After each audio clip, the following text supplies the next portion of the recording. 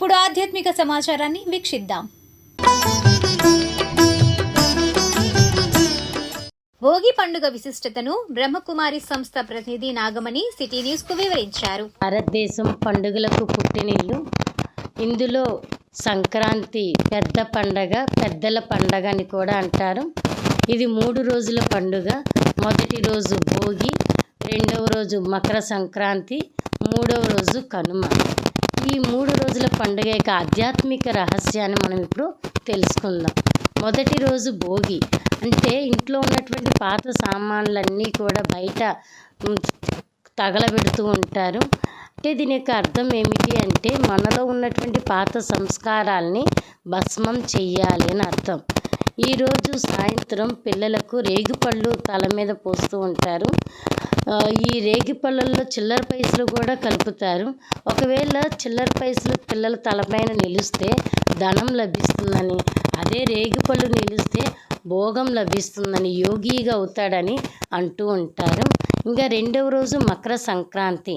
మకర అంటే మొసలి, సంక్రాంతి అంటే సంక్రమించటం, ప్రాప్తించటం, క్రాంతి అంటే విప్లవం, అంటే కొత్త క్రాంతిని పొందటం అని అర్థం. ఈ సంక్రాంతి రోజున అంటే సూర్యుడు మకర రాశిని చేరుకున్న దానికి గుర్తుగా మకర సంక్రాంతి జరుపుకుంటూ ఉంటారు.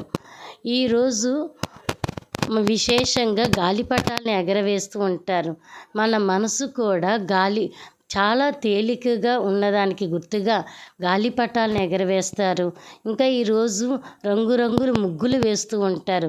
అంటే మన ఆత్మలో 7 రంగులు, 7 గుణాలకి గుర్తుగా ఈ రంగురంగుల ముగ్గులు మన జీవితం అంత సంతోషంగా ఉన్నదానికి గుర్తుగానే ఈ ముగ్గులు గబ్బెమ్మలు కూడా పెడుతూ ఉంటారు. ఇంకా 3వ రోజు అయినటువంటి కనుమ రోజున జంతు బలి ఇస్తూ ఉంటారు. విశేషంగా మేకని బలి ఇస్తూ ఉంటారు. మేక అంటే మే అంటది. మే అంటే హిందీలో నేను. ఎప్పుడైతే నేను, నాది అనే దానిని మనం దూరం చేసుకుంటామో అప్పుడే మన జీవితం సంతోషంగా ఉంటుంది. మంగళగిరి శ్రీ లక్ష్మీ నరసింహస్వామి వారి దేవస్థానంలో శ్రీ గోదాదేవి కళ్యాణం నిర్వహించారు. అనంతరం గ్రామోత్సవం నిర్వహించారు. విశిష్టతను ఆలయ ప్రధాన అర్చకులు మాల్యవంతం శ్రీనివాస దీక్షితులు వివరించారు. జయ జయ నరసింహ. మన మంగళాద్రి క్షేత్రంలో శ్రీ పానకాల లక్ష్మీ నరసింహస్వామి వారికి దిగువ సన్నిధిలో మనందరం కూడా కలిసి అత్యంత వైభవోపేతంగా స్వామివారికి ఈ ధనుర్మాస ఉత్సవాలు ప్రాతకాలంలో, అదేవిధంగా రాపొత్తు పొగలబొత్తు అని చెప్పేసి 15 రోజులు 5 గంటలకి, 15 రోజులు 6 గంటలకు కూడా స్వామివారికి ఈ ధనుర్మాసం జరిగేటువంటి కార్యక్రమాలన్నీ కూడా మనం నిర్వర్తించుకున్నాం. వాటిల్లో చివరి రోజుగా ఈ గోదాదేవి కృష్ణ పరమాత్ముని కోసం ఈ పాసురాలు చదువుతూ కూడారి ఉత్సవం రోజున స్వామి దర్శనం జరగడం జరిగింది. ఆ ఉత్సవాల అనంతరం ఈ రోజున చివరి రోజున శ్రీకృష్ణ పరమాత్మ రంగనాథుడిని అమ్మ వివాహ మహోత్సవం చేసుకోవడం జరిగింది. అటువంటి కార్యక్రమం భోగి. దీన్ని భోగిగా పిలువబడతారు. భోగభాగ్యాలు ఇచ్చేటువంటి రోజున భోగి అంటారు. అంటే ఈ రోజున దక్షిణ నుంచి ఉత్తరాయణ స్వామివారి యొక్క సూర్యభగవానుడు ఉత్తరం రావడానికి జరుగుతుంది. దీన్ని ఉత్తరాయణంగా చెప్పబడుతుంది.